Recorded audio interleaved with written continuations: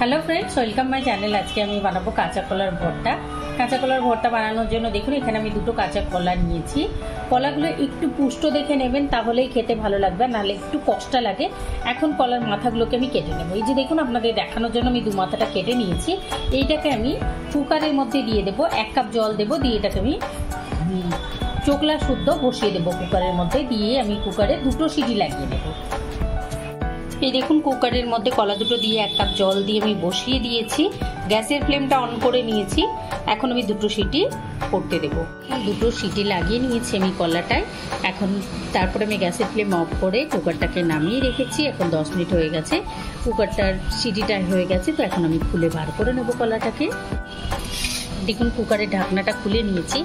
এটা বেশ গরম আছে, আমি হাত দিয়ে তুলে দিচ্ছি। আপনারা হাত দিয়ে তুলতে যাবেন না, অবশ্যই চামচ নিয়ে তুলবেন। তো এখন আমি একটা প্লেটের মধ্যে এখন আমি ছালটা ছাড়িয়ে নেব।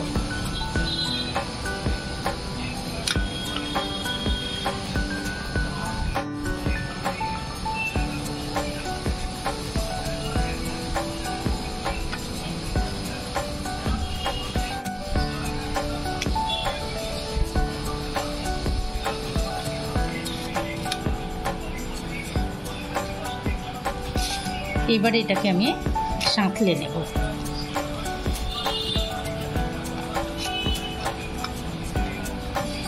গরম আছে, আপনারা চাইলে চামচ দিয়ে সাঁতলে নিতে পারেন। তো আমি একটা চামচ দিয়ে সাঁতলে নিচ্ছি।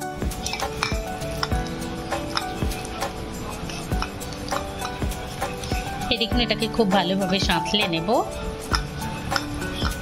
যেন কোনো রকম দলা পাকানো না থাকে। একদম আলু ভাতের মতো করে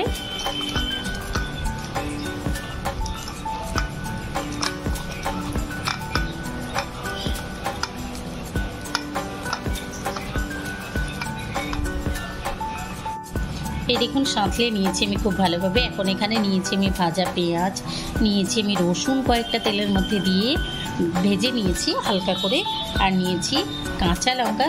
এর মধ্যে আমি কুচিয়ে দিয়েছিলাম, আপনারা চাইলে তেলের মধ্যে গোটা কাঁচা লঙ্কাও দিতে পারেন, দিয়ে একটুখানি ভেজে নেবেন। একটা শুকনো লঙ্কা দিয়েছি, আর নিয়েছি আমি এখানে নুন। এই সবটা দিয়ে আমি এখন খুব ভালোভাবে এটাকে মেখে নেব।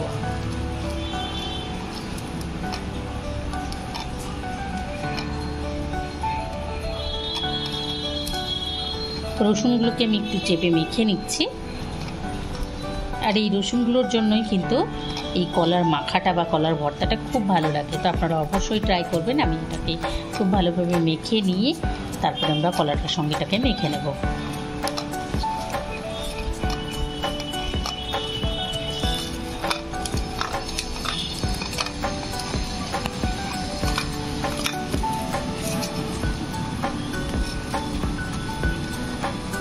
এবারে উপর থেকে একটু দিয়ে দেবো আমি সর্ষের তেল।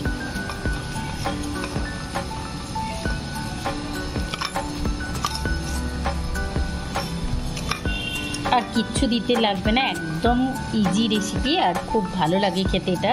আপনারা মুগ ডালের সঙ্গে গরম ভাতের সঙ্গে খুব ভালো লাগে, আপনারা ট্রাই করে দেখবেন। আর অবশ্যই কমেন্ট করে জানাবেন, লাইক করবেন, আমার চ্যানেলকে সাবস্ক্রাইব করবেন। Thank you.